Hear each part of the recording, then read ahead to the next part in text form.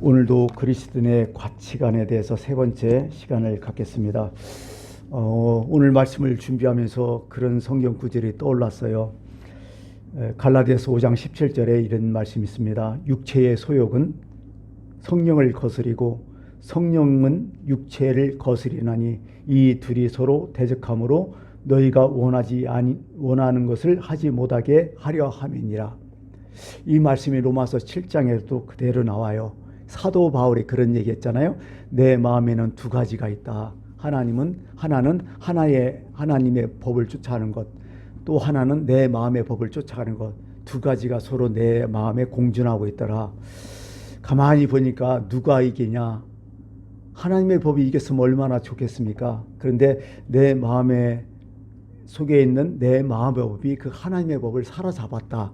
이겨버리더라 이거요. 그러니까 나는 하나님의 법을 막 쫓아가려고 하지만은 내 육체의 욕망, 내 마음의 법이 그 하나님의 법을 다 이겨먹더라. 그러면서 사도 바울이 너무 절망적으로 얘기해요. 나 어떻게 하면 좋냐? 나 미치겠다. 환장하겠다. 요즘 애들 말로 나 돌아버리겠다. 안 되는데 어떻게 하냐? 이런 얘기를 막 하면서 자신의 그 마음에 있는 두 가지 전쟁을 스스로 얘기하는 게 있어요. 그러다가 이제 갑자기 변화돼요. 갑자기 하나님을 찬송하리라 하면서 주님의 은혜를 막 자꾸 찬양해요. 그러면서 하나님의 용서와 사랑을 다시 한번 깨우치게 해요. 어떻게 보면 우리 마음이 그렇지 않을까 이런 생각을 해봐요.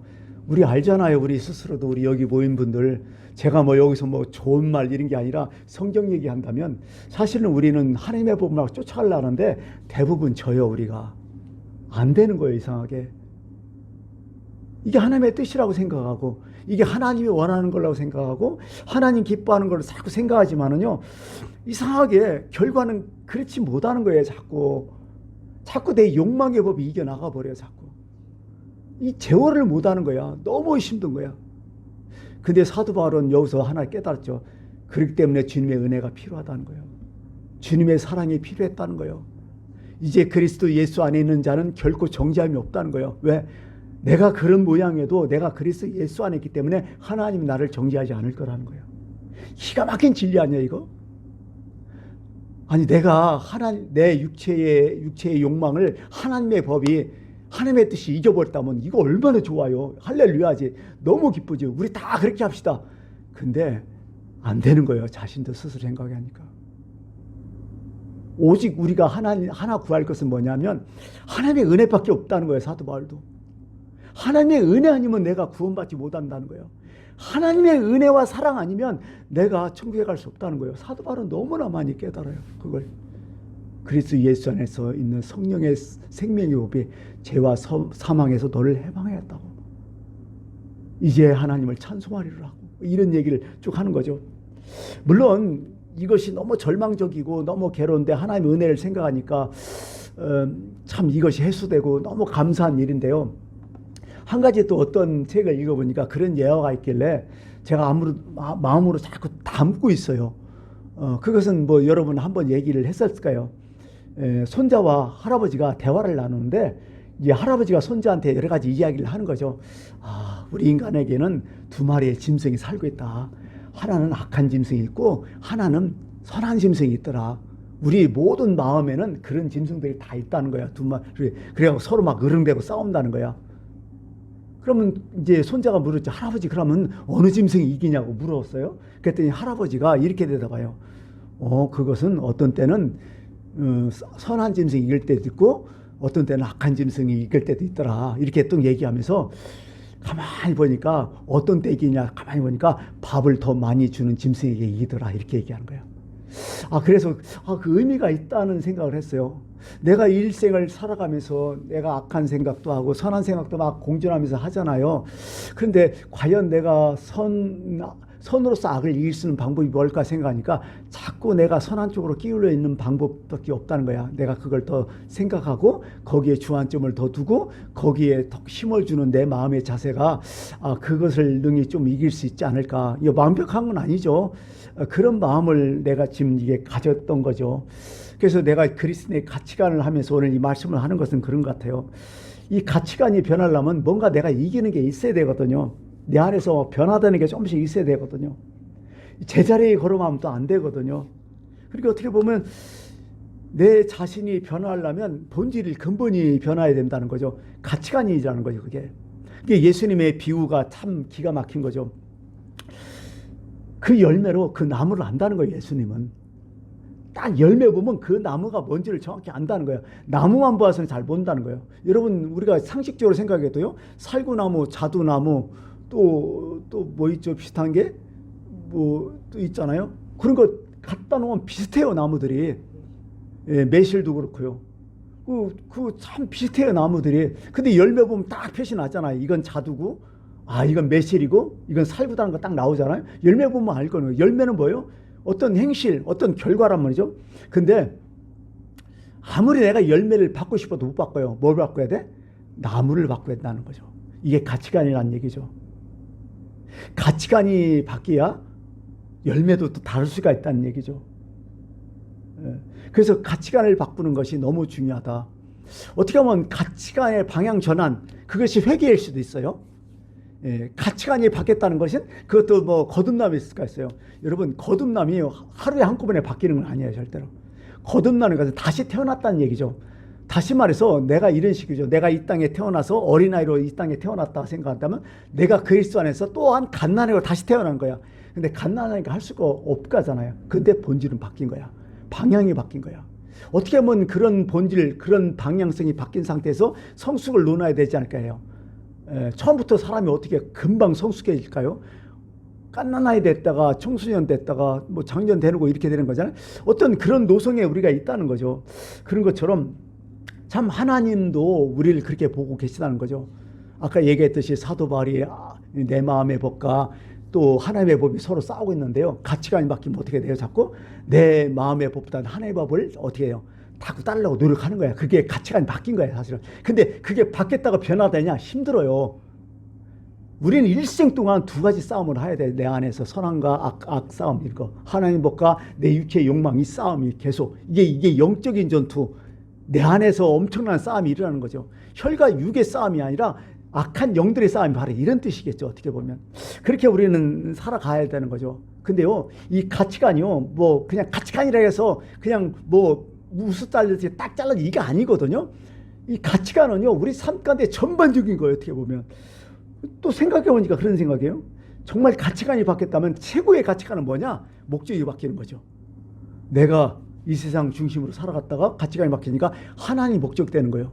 이게 거듭나요로 얘기하죠. 이게 중생이라고 얘기하죠. 또 중심이 달랐다고 얘기하죠. 이게 목적이 바뀌니까 중심이 달라지는 거예요. 이게 최고의 가치관이라는 거죠. 바로 이런 거죠. 그래서 성경에도 이런 얘기가 참 많이 나와요. 출애굽한 이스라엘 백성에게 하나님 딱 뭐라고 해요? 처음에 나는 너희의 하나님이 되려고 너희를 애굽 땅에서 인도해냈다는 거야. 왜 너희들을 출애굽했느냐? 요즘 말로 하면 우리 신약으로 말하면 왜 너희를 구원시켰느냐 이거요. 왜 너희들을 선택했느냐? 너희들을 왜 내가 하나님의 아들 딸로 여겼느냐? 딱 하면서 이렇게 내가 거룩하니 너도 거룩해야 된다. 이건 가치관이죠. 이렇게 얘기를 딱 하는 거죠. 베드로는 이렇게 또 얘기해요. 베드로전서 11장 14에 16절 너희가 순종하는 자식처럼 전에 알지 못하던 때에 따르던 너희의 사역을 본받지 말고 그런 거죠. 내 육체의 욕망을 본받지 말고 오직 너희를 부르신 거룩한 이처럼 너희도 모든 행실에 있어서 거룩한 자가 되라. 이 가치관의 변화를 얘기하는 거죠. 내가 거룩하니 너희도 거룩하라고 하셨다. 막 그렇다. 이제 좀 다뤄야 되지 않느냐. 그런 얘기죠. 그래서 예수 믿는 사람들은 사실 많은 것이 달라져. 뭐 생각나는 거 좀 제가 말씀드린다면 그런 것들이 있어요. 뭐냐면 예수 믿는 사람 소원도 좀 달라야 돼 이제. 안 믿는 사람과 소원이 좀 달라야 될 거 아니야. 안 믿는 사람하고 소원이 같은다면 이건 가치관이 변화된 거 아니죠. 이 소원이라는 것은 뭔가 소망이 얘기하는 거잖아요. 그래서 이 소원이 좀 다르다는 거죠. 사도 바울의 소원은 뭐예요? 무엇을 먹든지 하나님 영광을 하라. 하나님의 내 소원은 하나님 영광이었고요. 또 이렇게 또 구체적으로 얘기해요. 나의 간절한 기대와 소망을 따라 소원을 따라 아무리든지 부끄럽지 아니하고 지금도 전과 같이 온전히 하여 담대히 살든지 내 몸에서 그리스도가 존귀하게 되려 한다. 이는 내가 사는 것이 그리스도니 죽는 것도 나한테는 유익하다. 목적, 중심, 소원 다 바뀌어버리잖아요. 이런 마음으로 살아가는 거죠. 그러니까 어떻게 보면 예수 가치관이 변한 감정도 또 바뀌어야 된다는 거죠. 울고 웃고 하는 것이 좀 달라야 돼요. 믿지 않는 사람과 믿는 사람이 울고 웃고 하는 것 좀 달라야 돼요. 슬퍼하는 것도 약간 달라야 되고요. 기뻐하는 것도 좀 달라야 되고. 뭐 완전히 뭐 다르진 않겠죠. 근데 본질은 좀 달라야 된다는 거죠. 또 마음의 평안도 달라야 돼요. 뭐 때문에 마음이 평안하냐? 이것도 좀 달라야 된다는 거죠. 내가 가진 것이 아주 많아서 마음이 평안하냐? 아니면 내 안에 주님이 계시기 때문에 마음이 평안하냐? 이게 좀 다른 거예요, 사실은요. 이런 의미에서 좀 다른 거죠. 걱정하는 것도 좀 달라야 되고 무수하는 것도 좀 달라야 돼요. 가치관이 변하면. 그죠? 뭐 이런 것들이 좀 달라야 된다는 거죠. 이게 가치관의 어떤 변화의 어떤 사인들이 되지 않을까 이렇게 생각을 해요. 내가 예수 믿기 전과 예수 믿는 게 뭔가 나는 달라졌다. 그럼 가치관이 그만큼 변화된 거죠. 그만큼 성숙한 거죠. 그러고 오늘 본문 말씀에 좀 말씀을 드린다면 초창기 처음에 이제 서론에서 말씀드린 바와 같이 철저하게 이건 유대인 방식의 어떤 사고방식을 얘기하는 거죠. 유대인의 인생관, 세계관을 쭉 얘기하는 거죠. 세계를 어떻게 생각하냐, 인생을 어떻게 생각하냐 이런 거죠. 이 본질을 얘기하는 거죠. 이 전도서도 그런 얘기를 하잖아요. 솔로몬이 지은 전도서 1장 1절에 전주다가 이르되 헛되고 헛되며 헛되고 헛되니 모든 것이 헛되도다. 뭐예요? 이 세상 헛되다. 이렇게 딱 얘기하는 거예요. 이게 세계관이거든요. 헛되다. 인생 살다 보니 살았니까 참 인생 헛되다. 그냥 보통 사람이 하면 내가 그냥 너는 그렇게 살았기 때문에 그렇지 하는데 솔로몬은 어떤 사람이야? 가진 거 다 가졌잖아. 지혜도 끝내줬잖아. 뭐 부정한 거 하나도 없잖아. 이 사람처럼 세상에서 부한 자가 세상에 어디 있어요? 근데 이 사람이 이렇게 얘기했다는 것은 뭔가 의미가 있다는 거죠. 계속해서 이렇게 얘기하지. 1장 9절에 이미 있었던 것이 후에 다시 있겠고 이미 한 일을 후에 다시 할지라 해 아래에는 새 것이 없나니 무엇을 가리켜 이르기를 이것이 새 것이라 할 것이 있으랴. 우리가 있기 전 세계의 세대들도 이미 있었느니라. 세상 돌고 돌더라. 새 것이 없더라. 뭐가 새롭다고 할 수 있느냐. 그렇다. 그러면서 이사야는 또 이렇게 얘기해요. 말하는 자의 소리여 외치라. 담대하되 내가 무엇을 외치리까 하니 이르되 모든 육체는 풀이요 그의 모든 아름다운 꽃들과 같으니 풀은 마르고 꽃이 시듬은 여호와의 기운이 그 위에 붐이라. 이 백성은 실로 풀이로다.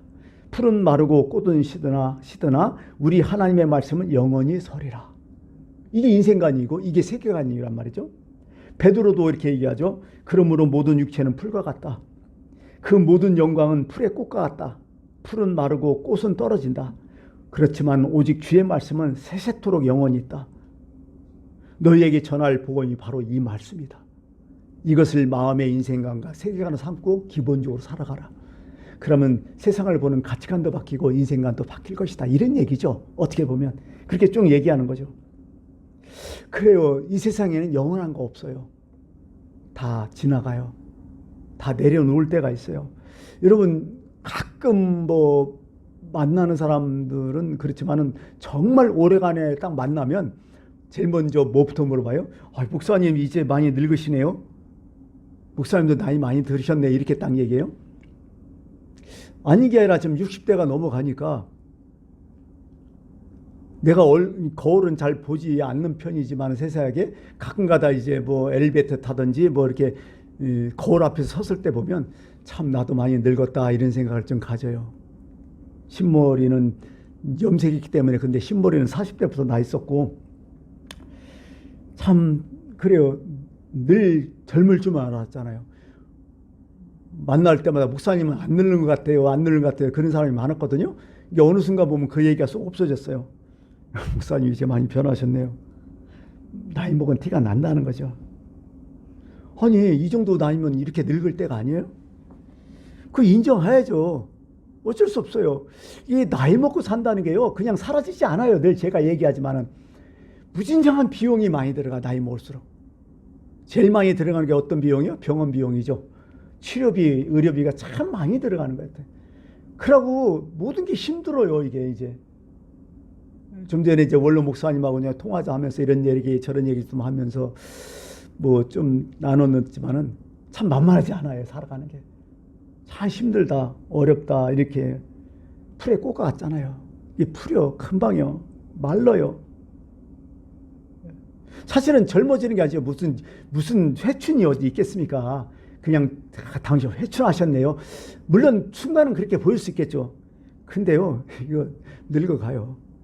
근데요, 가장 큰 목적이 뭐예요? 잘 늙는 게 목적이에요, 이제. 그죠? 젊은 게 목적이 아니라 어떻게 하면 멋있게 늙을까? 제 마음속에는 그게 항상 목적이에요, 지금도. 또 두 번째는 뭐예요? 죽을 때까지 남 피해 주면서 살지는 말아야겠다, 이런 생각. 내가 육체가 건강하지 못하고 내가 아프면요, 정말 나도 어쩔 수 없어. 그건 할 수 없어. 남을 어렵게 하잖아요. 뭔가 그게 무서운 거예요. 여러분들 지금 여기 계신 분들 그렇지 않아요? 다? 그게 제일 무서워요. 지금 내가 그냥 아주 품위 있게 진짜 죽고 싶어. 나는 내가 소원이 있다면 진짜 멋있게 품위 있게 죽고 싶어요. 깔끔하게. 그대 마음대로 그게 되죠. 이게 안 되는 거예요. 그게 참 이걸 인정하고 산다는 게 참 설구프죠. 인생은 아까 얘기했듯이 들것에 풀과 같다, 꽃과 같다. 참 그런 것 같아. 그 한때거든요. 금방이거든요. 얼마 안 가 부러진 거죠. 그래서 참 인간이라는 게 그런 것 같아요. 아무리 잘나고 뭐 해도요, 다른 것과 같은 것은 있어요. 같은 게 더 많아. 다 같이 늙는다는 거예요.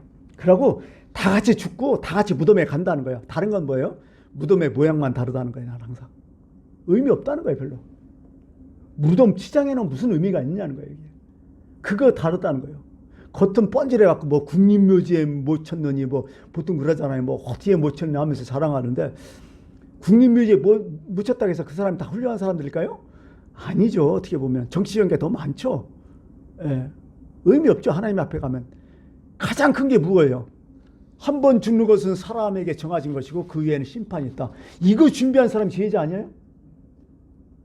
이렇게 이것만 생각해도 가치관이 싹 바뀌어버릴 것 같아. 나는 싹 바뀌어야 돼. 그러니까 솔로몬이 아까 얘기했잖아. 헛되면서 그렇게 딱 얘기하는 게 뭐냐면 초상집에 가는 것이 잔치집에 가는 것보다 낫다고. 훨씬 낫다고. 모든 사람의 끝이 이와 같이 된다고. 산자는 그것을 그 마음에 너의 마음에 간직하고 살아라고 솔로몬이 외치잖아요. 잔치집보다는 초상집이 낫다는 거예요. 항상 우매자의 마음은 잔치집에 있다고 하고 항상 지혜자의 마음은 초상집에 있다는 거예요. 왜? 뭐예요? 무슨 얘기야? 죽음을 생각하면서 살아라는 거예요. 이런 죽음을 생각하고 살아라. 그게 맞다고. 이제 말씀을 좀 마쳐야 될 것 같습니다. 우리는 영원하지 않아요. 영원한 세상도 아니고요. 근데 이 영원하지 않는 나의 몸, 이거 생각하면서 평생 여기서 뭐 어떻게 할 것처럼 산다는 자체가 우습지 않아요? 영원하지 않는 데서 산다는 것이. 그러므로 우리가 진짜 제일 지혜로운 사람은 어떤 사람일까요? 영원한 것을 바라보면서 영원한 곳에 투자하면서 사는 사람이 제일 지혜로운 사람이라는 거예요. 그게 성경의 말씀이죠. 그래서 오늘 얘기하잖아요. 가장 영원한 게 뭐냐? 하나님이라는 거예요. 영원하신 하나님. 그게 모든 것이 하나님의 중심에 두어야 한다는 거예요. 어떻게 보면 그렇잖아요. 그래서 사도 바울이 딱 얘기하잖아요. 너희는 먹든지 마시든지 무엇을 하든지 하나님의 영광을 위하라. 그 영광이 뭐냐? 영원한 것이다. 그게 가장 지혜되다. 이렇게 얘기합니다. 맞습니다. 우리는 가치관이 변화됩니다. 그러나 최고의 가치관은 목적이죠. 중심이죠. 그것이 변화될 때 우리는 진정한 기독교인이고 지혜자로 볼 수 있습니다. 기도하겠습니다.